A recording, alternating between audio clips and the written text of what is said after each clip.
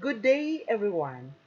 It is my privilege to share with you the results of our study on Indigenous knowledge for climate change adaptations among the Tagbanuas of Palawan, the Philippines. Being marginalized, the Tagbanwa indigenous peoples are among the first to face the impact of climate changes.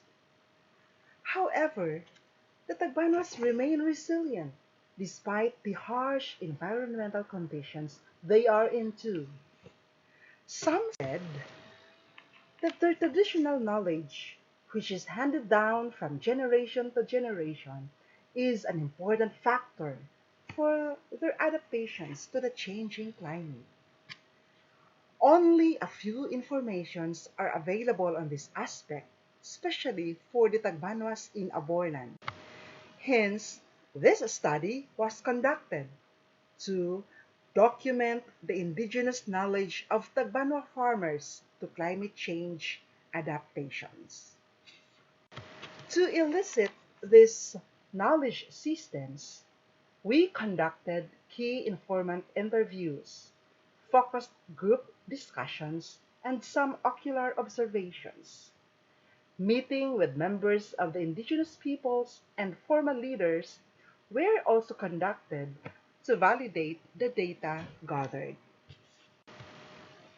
Barangay Kabigaan, colored yellow here in the map, in the municipality of Aborlan was the study site.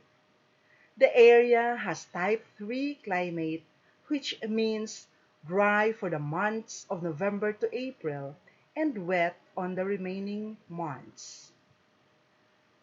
According to the narratives of the Tagbanwa indigenous peoples, for the past 2 decades or more, they had experienced stronger typhoons than before, which brought heavy rainfall and severe flooding. They felt the intense heat of the sun. They observed prolonged droughts, pest outbreaks, and honey from bees were diminishing. These observations of the indigenous peoples corroborated with the data available at the National Center of Environmental Prediction. Records show that the mean monthly maximum temperature had increased to 0.4 degrees Celsius for the past 3 decades. Also, it was observed that the mean monthly precipitation from December to May had increased, while in June to November it had decreased. Normally, for type 3 climate, November to April are relatively dry months, while June to October is rainy season. This is a manifestation that indeed climate is changing. This graph reiterates what has been said. So what did the Tagbanwa do to adapt with the changing climate? These indigenous people disclosed that they diversify the crops in their farms. This is to ensure variety of food sources and income to survive with the challenging situations. They conserved and utilized different upland rice varieties that are adapted to the local conditions. And they are practicing of exchanging these local rice varieties with their family members and members of the community. They made some adjustment in their working hours to avoid with the intense heat of the sun.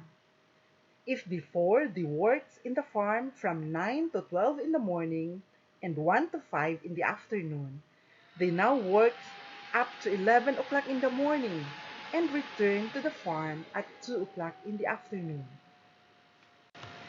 Then if rice is limited, they substituted it with root crops like cassava, Palawan gabi, kurot, or Dioscorea hispida, and other crops around their surroundings.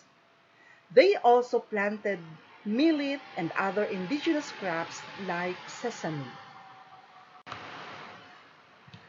They also utilized non-timber forest products as food. Few examples are palms and bamboo shoots. Actually, there are several species of edible palms in the forest of Aborlan, Cadigaan. The indigenous peoples also sell non-timber forest products such as honey and green vegetables like netom nemon or bago in order to augment their income.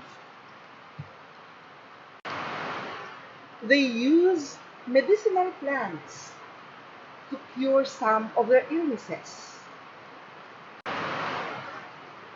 Although many of the Tagbanuas are already mainstream, they still use traditional methods in weather forecasting.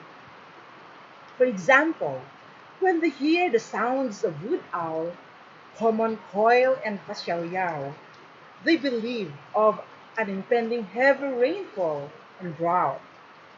Also, when erythrina trees or dapdap profusely bloom, they said that it is the onset of dry season. On the other hand, they believe that the weather during the first 12 days of January is an indicator of the weather for the next 12 months. For example, if it rains on January 3, then the month of March, being the third month, will be rainy. A warm January 6 means it will be hot in the month of June. With these informations, what can we do to mitigate, if not to arrest the impacts of climate change to the Tagbanwa indigenous peoples? The research team recommend that government and other organizations shall provide policy, financial, technical, logistical, capability building, and information support to the indigenous peoples. Also, we shall engage with the farmers to enhance their access to climate change efforts.